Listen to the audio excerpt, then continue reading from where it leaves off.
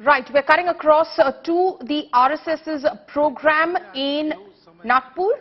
Mohan Bhagwat there addressing. भारतीय महिला परिषद इंडियन वुमेन्स कॉन्फ्रेंस की उस समय की अध्यक्षा राजकुमारी अमृत कौर भी यहां के शिविर में आ चुकी है। दिसंबर 34 में शिविर हुआ था, उसमें भी अध्यक्षता ऐसी एक महिला ने की थी और तब से चलता आ रहा है। इमरजेंसी के बाद अकोला शहर के भी एक उत्सव की अध्यक्षा, मैं वहां प्रचारक था उस समय, तो कुमुत्ताई रांगणेकर जी औरंगाबाद की रहने वाली, उन्होंने विजयादशमी उत्सव का प्रमुख अतिथि पद भूषित किया था। क्योंकि संपूर्ण समाज को संगठित करना है तो समाज तो दोनों से बनता है। हमारे यहां यह दृष्टि है, पुरुष श्रेष्ठ की महिला श्रेष्ठ, ऐसा वाद हम नहीं करते, क्योंकि हम ये जानते हैं कि दोनों के बिना समाज नहीं बनता, दोनों के बिना सृष्टि नहीं होती, ये दोनों परस्पर पूरक है। ये हमारी भारतीय दृष्टि है, दोनों का काम है और दोनों का काम परस्पर पूरक है। इसलिए व्यक्ति निर्माण का काम करने वाली शाखाएं तो संघ की अलग, राष्ट्र सेविका समिति की अलग, महिलाओं के लिए उनकी चलती है, पुरुषों के लिए हमारी चलती है। लेकिन समाज के बाकी सारे कामों में पुरुष महिला एकत्र मिलकर काम करते हैं, यह चलते आ रहा है। डॉक्टर साहब के समय की जो परिस्थिति थी, उस समय व्यक्ति निर्माण के काम के लिए 2 संगठन हो गए, लेकिन बाकी सभी कामों में सब मिलकर काम करते हैं, क्योंकि यह पूरकता की दृष्टि है। संपूर्ण समाज का संगठन करना है तो संख्या की दृष्टि से आधा भाग हमारे समाज का मातृशक्ति का है, उसकी उपेक्षा नहीं की जा सकती। उनको भी सशक्त करना पड़ेगा। हमारे यहां उनको माता मानते हैं, वत्सलता उनका गुण है, जगत जननी के रूप में उनकी कल्पना करते हैं। लेकिन ऐसी कल्पना करते करते क्या हमको विस्मृति हो गई पता नहीं, हमने उनकी सक्रियता के दायरे को सीमित कर दिया और बाद में जो विदेशी आक्रमण हुए, उन आक्रमणों की परिस्थिति में उनकी सुरक्षा के नाम पर इस बंधन को एक वैधता प्रदान हुई। आक्रमण की परिस्थिति चली गई, लेकिन बंधन हमने कायम रखे, उनको कभी मुक्त नहीं किया। उनको जगत जननी मानना ठीक है, लेकिन इसका मतलब उनको पूजा घर में हम बंद करके रखें, बाहर ना आने दे, यह ठीक नहीं है। एक तो उनको जगत जननी मान के पूजा घर में बंद करते, अथवा द्वितीय दर्जे का मानकर घर में बंद करके रख देते। ये दोनों अतिवादिताओं को छोड़कर मातृशक्ति को सशक्त बनाना, प्रबुद्ध बनाना, उनको बराबरी के अधिकार से सार्वजनिक कार्यों में, परिवार के कार्यों में सर्वत्र निर्णय की स्वतंत्रता और निर्णय में बराबरी की साझेदारी देते हुए सक्रिय करना, इसकी आवश्यकता है। 2017 में विविध संगठनों में काम करने वाली और हमारी महिला कार्यकर्ताओं ने सारे भारत का एक बहुत बड़ा मातृशक्ति का सर्वे किया था। सब प्रकार की महिलाएं उसमें उन्होंने सर्वे में ली थी, यानी सन्यासिनियों से लेकर तो बड़े बड़े उद्योग चलाने वाली महिलाओं तक सबको उसमें लिया था। भारतवर्ष में महिलाओं का इतना समग्र सर्वेक्षण ये पहली बार हुआ है। वो सर्वे प्रसिद्ध भी हुआ, उस सर्वे को सरकार के पास भी दिया गया। दिल्ली में ही उसका लोकार्पण निर्मला जी सीतारामन जी के हस्ते हाथ में हुआ था, मैं था वहां पर। उस सर्वे के निष्कर्ष भी यही है, जो सब पुरुष कर सकता है मातृशक्ति कर सकती है। मातृशक्ति जो सब कर सकती है, वो सब काम पुरुष नहीं कर सकते, इतनी उनकी शक्ति है। और इसलिए उनको इस प्रकार प्रबुद्ध बनाना, सशक्त बनाना, उनका सशक्तिकरण करना, उनको काम करने की स्वतंत्रता देना और कार्यों में बराबरी की सहभागिता देना। दुनिया भर में जो व्यक्तिवादी और स्त्री मुक्तिवादी आंदोलन चलते हैं, उनके 5वें फेज के बाद अब 6वां फेज चल रहा है, उसमें वो भी अपने दृष्टिकोण को अनुभवों से मोड़कर इसी रास्ते पर आ रहे हैं। और इसलिए उस मातृशक्ति के जागरण का महत्वपूर्ण काम अपने परिवार से प्रारंभ करते हुए सार्वजनिक कार्यों में, संगठन संस्थाओं में भी उसको लागू करते हुए हमको समाज के पास ले जाना पड़ेगा, क्योंकि बिना उनके सहभाग से पूर्ण समाज की संगठित शक्ति खड़ी नहीं होगी। और पूर्ण समाज की संगठित शक्ति जब काम करने लगेगी, तब अपने देश के नवोत्थान के सारे प्रयास पूर्ण सफल होंगे, तब तक नहीं होंगे। आज हम उस नवोत्थान की आहट देख रहे हैं। हमारी प्रतिष्ठा दुनिया में बढ़ गई है, हमारी विश्वासार्हता बढ़ गई है। जिस प्रकार से हमने श्रीलंका के संकट में उसकी सहायता की, यूक्रेन के भूमि पर अमेरिका और रशिया की जो लड़ाई हो रही है, उसमें अपने देश के हित को ध्यान में रखते हुए और जागतिक मानवता के हित को भी कम न करते हुए जिस प्रकार की भूमिका हमने रखी, हमारी बात सुनी जा रही है, हमारा वजन बढ़ रहा है, हमको बड़ा आनंद होता है।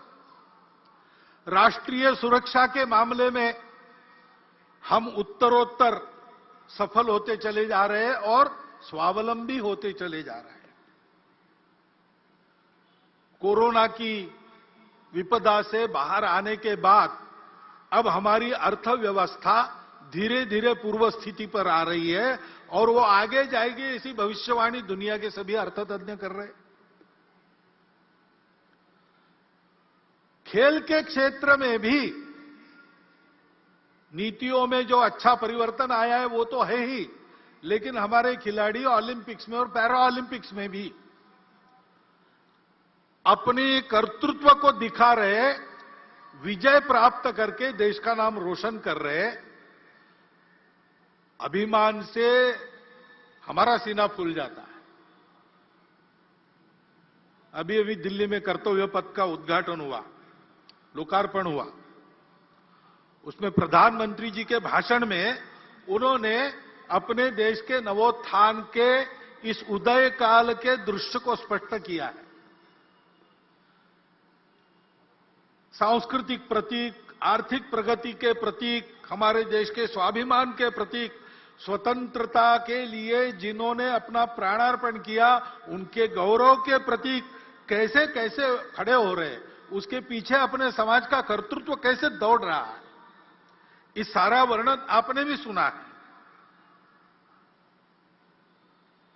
इस नवोत्थान की आहट को सुनकर हम भी प्रसन्न होते हैं और हम भी कदम से कदम मिलाकर आगे बढ़ने की इच्छा करते हैं।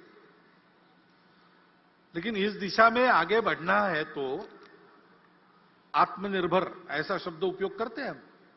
आत्मनिर्भर भारत की आहट हो रही है, लेकिन हमारी आत्मा क्या है उसकी स्पष्ट जानकारी चाहिए, गोलमोल नहीं चलेगा। क्योंकि आत्मनिर्भरता के पथ का प्रकाश वो आत्मा ही देती है। तो हम क्या है, हमारी आत्मा क्या है, इसकी जानकारी स्पष्ट, और शासन, प्रशासन, समाज, नेतृत्व, कार्यकर्ता, इन सब में समान प्रकार की होनी चाहिए। ऐसा होने से हमारा पथ स्पष्ट होता है, क्योंकि ये प्रगति का पथ सीधा तो नहीं होता है, कोई भी पथ सीधा नहीं होता है, क्योंकि उसको परिस्थिति से जाना पड़ता है और परिस्थिति जैसी है वैसा ही जाना पड़ता है। यहां से मैं निकलूंगा उत्तर दिशा में जाने के लिए, डॉक्टर हेडगेवार भवन कार्यक्रम के बाद मुझे जाना है, लेकिन मुझे जाना पड़ेगा पहले दक्षिण में, बाद में मैं पश्चिम की ओर मुड़ूंगा और फिर उत्तर की ओर जाऊंगा, क्योंकि रास्ता वैसा है। तो ये लचीलापन तो रखना पड़ता है। मुझे उत्तर में जाना है, बीच में पहाड़ हो, खाई हो, कुछ भी हो, मैं दिशा नहीं बदलूंगा। ऐसा करेंगे तो संकट में पड़ जाएंगे, कदाचित पहुंच नहीं सकेंगे। तो रास्ता निकालने वालों को लचीलापन धारण करना पड़ता है, लेकिन लचीलेपन की मर्यादा भी ध्यान में तब आती है जब अपने स्व की, अपने आत्मा की ये जानकारी, ये कल्पना अपनी स्पष्ट हो और सबकी समान हो। क्योंकि सबकी समान कल्पना ऐसी होने के बाद एक विश्वास रहता है। उस विश्वास के कारण आपसी समझदारी बनती है, लचीलेपन के कारण अविश्वास नहीं आता है। तो परस्पर समझदारी, विश्वास का भी वातावरण बनता है। और जिनको लचीला होना पड़ता है उनको कितना लचीला होना है और कितना नहीं होना है, पैर कहां पक्के जमाने हैं और शाखा पल्लव कैसे कैसे हवा में मोड़ने हैं, इसकी समझदारी प्राप्त होती है। तो उसके कारण संपूर्ण समाज में एक सहचित्तता का वातावरण बनता है और उस सहचित्तता के कारण प्रगति होती है।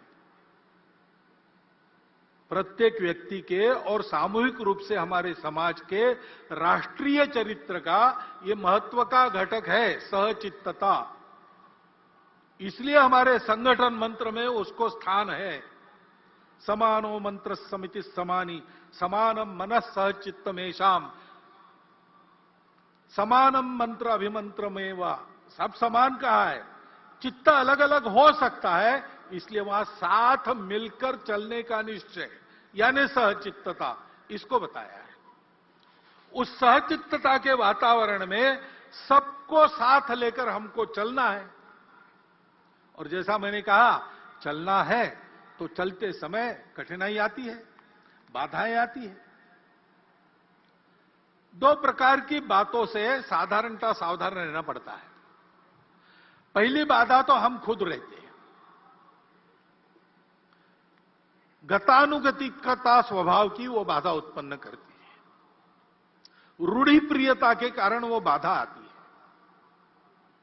समय बदलता है, समय के साथ बहुत कुछ बदलता है। समय के साथ मनुष्य का ज्ञान भी बढ़ता है और अज्ञान के कारण कुछ बातों की समझ जो थी वो समाप्त होती है, उसके जगह दूसरी नई समझ आती है। उसके अनुसार चलना पड़ता है। लेकिन रूढ़िबद्धता इस बात को रोकती है। और उसके अनुसार चलना तो है, लेकिन बदलकर चलने के चक्कर में बहुत कुछ पहले अनुभव से जो चलते आ रहा है उसमें जो शाश्वत होता है, जैसे हमारी अतिथि महोदया ने बार बार सनातन संस्कृति का उल्लेख किया, वो जो सनातन शाश्वत संस्कृति के मूल्य है उनको छोड़ने से काम नहीं चलता।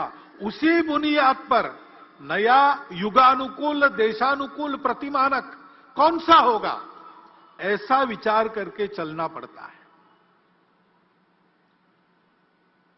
तो नित्य नूतन होना पड़ता है, लेकिन चिर पुरातन भी रहना पड़ता है।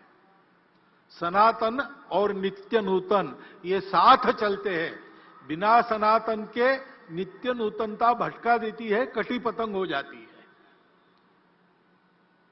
और बिना नूतनता के, तो अंग्रेजी कविता प्रसिद्ध है,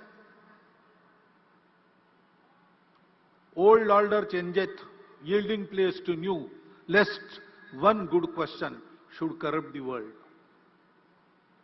परिवर्तन ये दुनिया का नियम है, उसके साथ चलना पड़ता है, लेकिन उसके साथ चलते चलते भटक न जाए, इसलिए सनातन पर पैर पक्के रखने पड़ते हैं।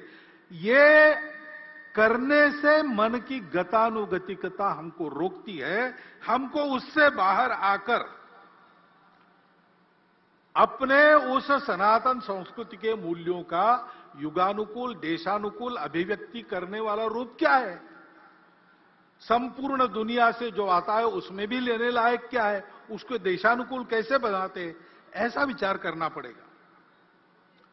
दूसरे प्रकार की जो बाधा है, सनातन मूल्यों का क्षरण न हो, ये देखकर चलते समय और भी एक बाधा है, वो बाहर से आती है,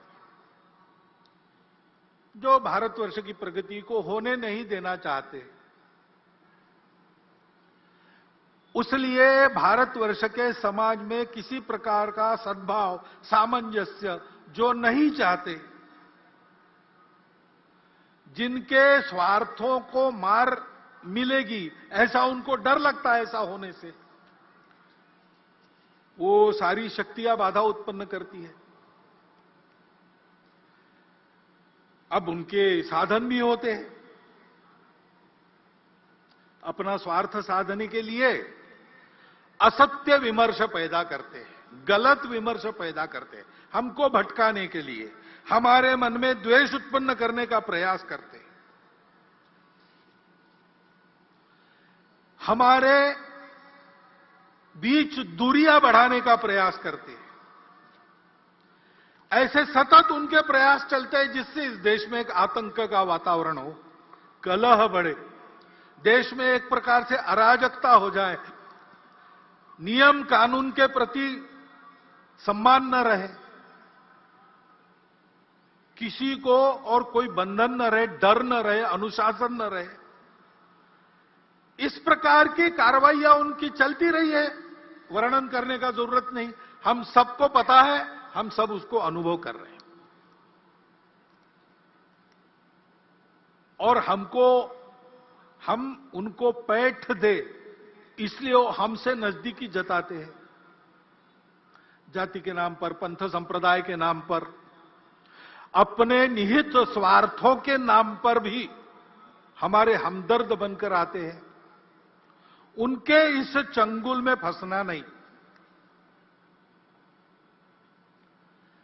राष्ट्र विरोधी ऐसी बातों का निर्भयतापूर्वक और निर्मोही होकर अपने पराये का विचार न करते हुए हमको निषेध ही करना पड़ेगा, प्रतिकार भी करना पड़ेगा। शासन प्रशासन इनको नियंत्रित या निर्मूल करने का जो प्रयास करता है उसमें उनके सहयोगी बनना पड़ेगा। ये कार्रवाइयां चल रही है, भोलेपन से समाज उसमें फंसे नहीं। एक बहुत पुराना मराठी भावगीत मुझे याद आता है, शायद लता जी ने ही गाया है। उसमें यह कहा गया है, वाढवीत भेदभावा दुष्टतोचा फिरतो कावा। भेदभावों को बढ़ाते हुए दुष्टता अपने छल कपट कर रही है। गाठुनिया भोळ्या जीवा अंधारात घालील घाव। अंधेरे में आघात करेंगे लोगों के भोलेपन का लाभ उठाकर। चित्त नित्य सावध ठेवा, नित्य सावधान रहो, एक लक्ष्य लाओ न डोळे, एक लक्ष्य के तरफ अपनी नजर गड़ा के रखो, उस लक्ष्य का भान रख के सावधान रहो। वो लक्ष्य क्या है? स्वाभाविक है, भारत का परम वैभव यही अपना लक्ष्य है। और इस लक्ष्य के लिए इस प्रकार सजगता से समाज का सबल और सफल सहयोग आवश्यक है।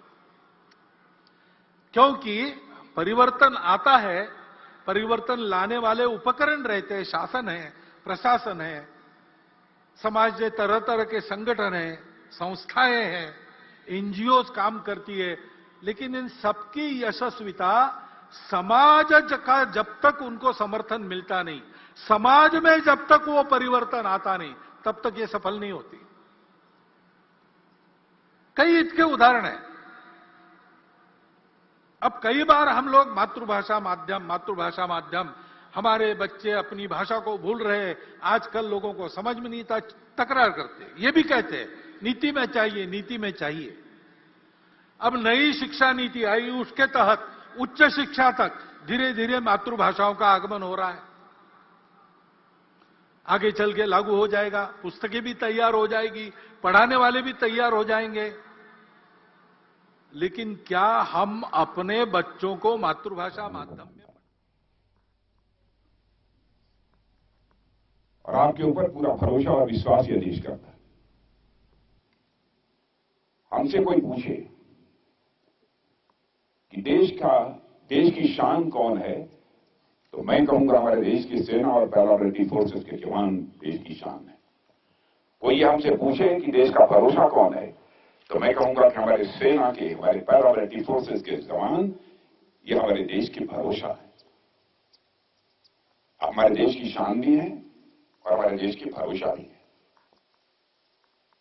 वैसे जब कभी भी हमारे पड़ोसियों के द्वारा भारत की सुरक्षा को लेकर कोई संकट पैदा किया गया है, तो उस समय आपने जो जिस भूमिका का निर्वाह किया है उसकी जितने भी सराहना की जाए कम है।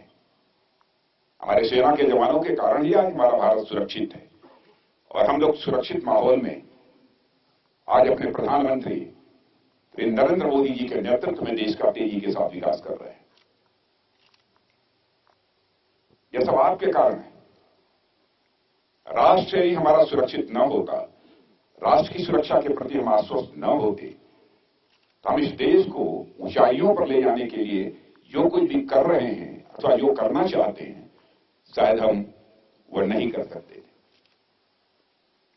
और सब आपके कारण है।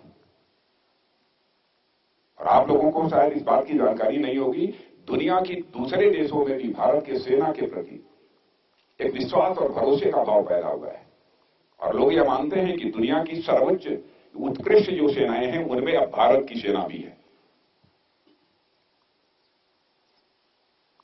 और भारत की प्रतिष्ठा तो अंतर्राष्ट्रीय जगत में बड़ी तेजी के साथ बढ़ी है।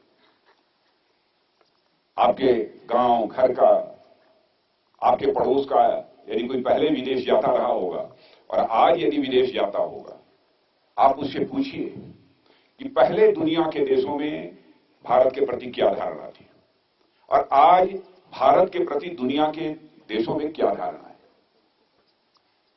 तो वह कहेगा लोगों की धारणा भारत के बारे में बदल गई है। भारत अब पहले वाला भारत नहीं रहा है।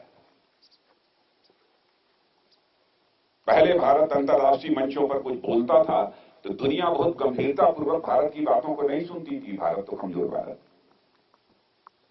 क्या है इसकी हैसियत। लेकिन आज हमारा भारत अंतर्राष्ट्रीय मंचों पर कुछ बोलता है तो सारी दुनिया कान खोलकर सुनती है कि भारत बोल क्या रहा है। यह भारत की हैसियत बनी है और भारत का मस्तक ऊंचा करने में आप सबका बहुत बड़ा योगदान है, बहुत बड़ा योगदान है। अब दुनिया में कहीं डिस्प्यूट होता है तो कोई न कोई ये कहता है कि कमेटी बनाई जानी चाहिए लेकिन उसमें भारत के प्रधानमंत्री मोदी जी होने चाहिए उसके कन्वीनर के रूप में। अब यह दुनिया के लोग कहते हैं। यह हम लोगों के लिए कम गौरव की बात नहीं है। भारत की हैसियत बड़ी है। और गलवान में जो कुछ भी हुआ, हमारे सेना के जवानों ने जो करिश्मा दिखाया कि आपने पासा पलट दिया है, मैं आप सबको अपनी तरफ से बधाई देना चाहता हूं। आपके गलवान में जो आपके द्वारा करिश्माई काम किया गया। जहां तक भारत के चरित्र का प्रश्न है, भारत ने आज तक न तो दुनिया के किसी देश पर कभी आक्रमण किया है और न दुनिया के किसी देश की एक इंच जमीन पर कभी भारत ने कब्जा किया है। क्योंकि भारत के ऋषियों और मनीषियों ने तो हमको यही संदेश दिया है, वसुधैव कुटुंबकम। भारत की सीमा ही नहीं बल्कि पूरे विश्व की धरा पर रहने वाले जितने लोग हैं सभी एक परिवार के सदस्य हैं। The whole world is a family, यह संदेश दिया है। हम लोगों ने नहीं कभी किसी से अपने को अलग माना है, लेकिन ये बात भी सच है कि हमको कोई आंख दिखाने की कोशिश करेगा तो भारत किसी भी सूरत में उसे माफ भी नहीं करेगा। हम किसी को छेड़ते नहीं, लेकिन जो हमको छेड़ता है हम उसे छोड़ते भी नहीं। यह सब कुछ जो ताकत हौसला मिला है वो आप सबके कारण है। दुनिया के सारे देश के लोगों के मन में भी आपके प्रति एक सम्मान का भाव पहले से अधिक हुआ है। तो आज के अवसर पर कोई बहुत लंबा चौड़ा भाषण करने का कोई मतलब नहीं, वैसे ही बातचीत करने के लिए आ गया था। तो और सब ठीक ठाक है, अच्छी तरह है। एक कोई जो सबसे अच्छा गाना गाता हो बस उसको मैं सुनना चाहूंगा विजयादशमी की पर्व। कौन है? कोई है? कोई एक देशभक्ति का कोई अच्छा गाना कोई है? या आ जाओ आ जाओ आ जाओ। वाह वाह।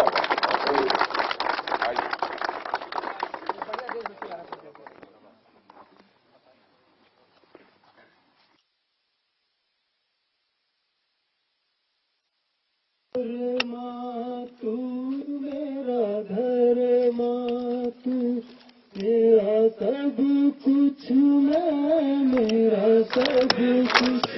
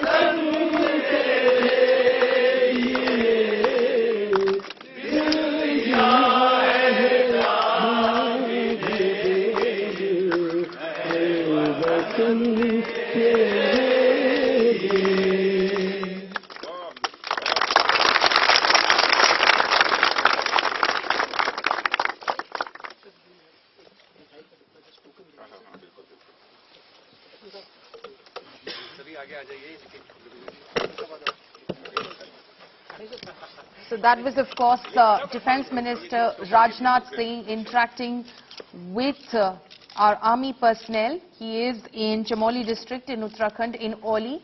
There, Army Chief Manoj Pandey, General Manoj Pandey also with him.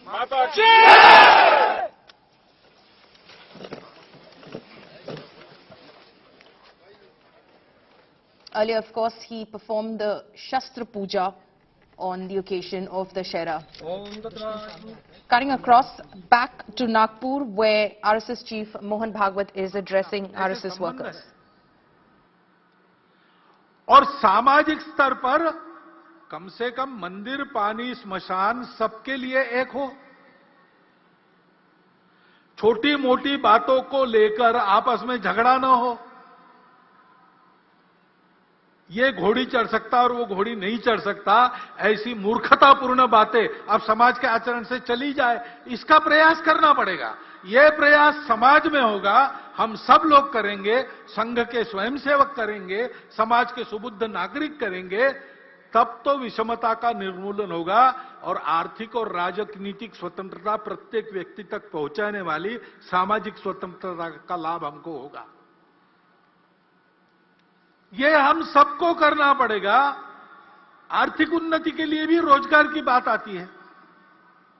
बहुत सारी बातें चल रही है, स्किल ट्रेनिंग हो रहा है, उद्यमिता को बढ़ावा देने वाली नीतियां आ रही है और हम सब लोग चाहते हैं हमारी अर्थव्यवस्था कैसी हो, रोजगार उन्मुख हो, रोजगार बढ़ाने वाली हो, उपभोगवाद रहित हो, शोषण मुक्त हो, पर्यावरण की मित्र हो।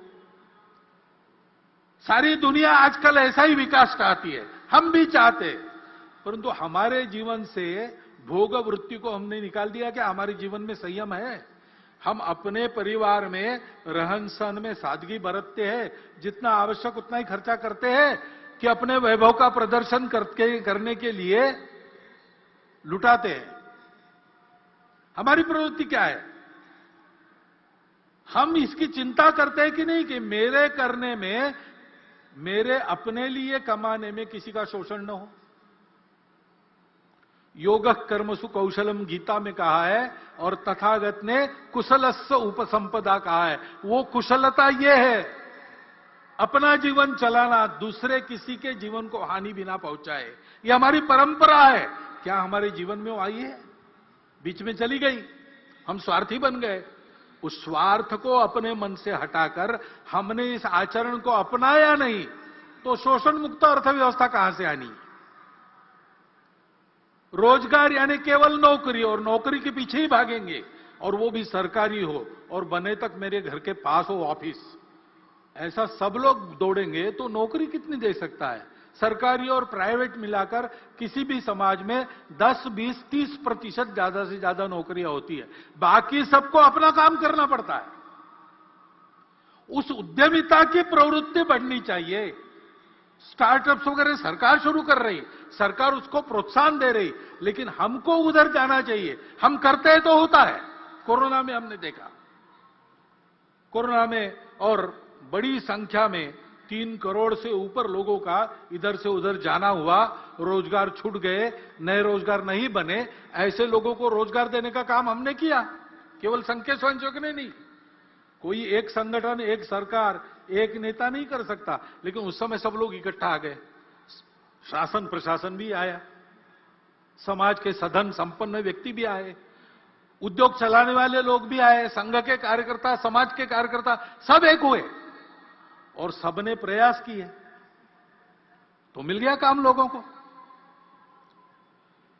और इस अनुभव से सीखकर जो स्वयंसेवक आर्थिक विषयों को ध्यान देने वाले संगठन में काम करते हैं, उन्होंने बाद में भी ये उपक्रम चलाया, समाज के ऐसे सब लोगों को साथ लिया, उनके साथ वो रहे, और एक एक जिला केंद्र पर उस जिला में ही जिनको काम मिल सकता है वहां के तरुणों को ऐसे रोजगार कौन से, उनका प्रशिक्षण और रोजगार देने की बात उन्होंने शुरू की। 350 जिलों में ये काम शुरू हो गया है, सब जिलों में शुरू होगा, और अभी तक बड़ा उल्लेखनीय रोजगार देने का काम उनके द्वारा हुआ है। आंकड़े मेरे पास नहीं है, नहीं तो मैं बताता, लेकिन ये मुझे मालूम है कि 350 जिलों में जिला केंद्र से ये काम शुरू हो गया है। ये हम अगर करेंगे नहीं तो अकेली सरकार और प्रशासन कितना रोजगार बढ़ा सकते? रोजगार लघु उद्योगों में, सहकारिता में, कृषि में सबसे ज्यादा होता है। ये तो अधिकांश सारे समाज के हाथ में। समाज अगर ध्यान नहीं देता तो ये होता नहीं है। बार बार समाज समाज समाज, ये मैं क्यों कह रहा हूं? सरकार को उसके दायित्व से मुक्त करना मैं नहीं चाहता हूं, और हमको मुक्त नहीं करना है, उस पर नजर रखनी है, ठीक करते हैं कि नहीं अपने दायित्व को पूरा। जनता का यही काम है। परंतु वो अपना दायित्व पूरा करेंगे तो भी अगर समाज नहीं करता तो उनकी बातों का यश नहीं आने वाला, क्योंकि सब बातों का कारण समाज है। उस समाज में यह परिवर्तन लाना पड़ेगा। समाज बड़ा विशाल है, कुछ लोग उससे भी डरते, इतनी बड़ी जनसंख्या है, पहले उसको कम करो नहीं तो कुछ नहीं होगा। यह वाक्य पूर्ण सत्य नहीं है। ये बात सही है, जनसंख्या जितनी ज्यादा उतना बहुत ज्यादा, लेकिन यही एक बात नहीं है, क्योंकि जनसंख्या जैसे एक बोझ के रूप में देखी जा सकती है, वैसे जनसंख्या का ठीक से उपयोग किया तो एक साधन बनता है, एसेट बनता है। आज अपनी इतनी ज्यादा जनसंख्या है तो जैसे उसका वर्णन बोझ के रूप में हो सकता है, वैसे हम ये भी कह सकते हैं कि हम आज डेमोग्राफिक डिविडेंड की स्थिति में है। 57 करोड़ युवाओं की संख्या किसी दुनिया के देश में नहीं है। चीन हमारा पड़ोसी बूढ़ा हो चुका है, हम जवान रहने वाले 30 साल तक। जनसंख्या का विचार दोनों रूप से हो सकता है, वो एक साधन भी है, और एक परिस्थिति में विचार करता है तो एक बात लगती है, दूसरे परिस्थिति में विचार करता है दूसरी बात लगती है। चीन की इतनी ज्यादा जनसंख्या थी, उनको बोझ लगने लगा, उन्होंने एक परिवार में एक संतान और बाद में नहीं संतान, ऐसी नीति अपनाई। बड़े कड़े प्रयास से उन्होंने उसको लागू किया। हुकुमशाह है वहां, डिक्टेटरशिप है, यशस्वी हो गए, लेकिन फिर उनके ध्यान में आ गया अब सब बूढ़े ही बूढ़े हैं, काम करने के लिए जवान कहां से आएंगे? तो अब उन्होंने 2 संतति को प्रोत्साहन देना शुरू कर दिया। हमारे यहां क्या है, हमको भी विचार करना पड़ेगा। हमारा देश 50 वर्षों के बाद कितने लोगों को खिला सकता है? उस समय समाज में काम करने वालों की कितनी संख्या चाहिए? काम न कर सकने वाले उस समय कितने रहेंगे? आज के 57% युवा 50 साल के बाद काम करने की स्थिति में रहेंगे क्या? अपने देश का पर्यावरण कितने लोगों को खिला सकता है? कितने लोगों को झेल सकता है? इतने लोगों के शिक्षा की, स्वास्थ्य की क्या व्यवस्था हम कर सकेंगे? इतने लोग काम करेंगे, रहेंगे भी, क्या क्या करना पड़ेगा? और केवल देश का प्रश्न नहीं है। जन्मदात्री तो माता होती है। वो हमारी मातृशक्ति का सशक्तिकरण हमने कितना किया है? उनका स्वास्थ्य कैसा है? उनको, उनकी इच्छा क्या है? उनकी आवश्यकता क्या है? परिवार की भी आवश्यकता होती है। परिवार का भी विचार क्या है? ये एक समग्र विचार करके एक नीति बनानी पड़ती है।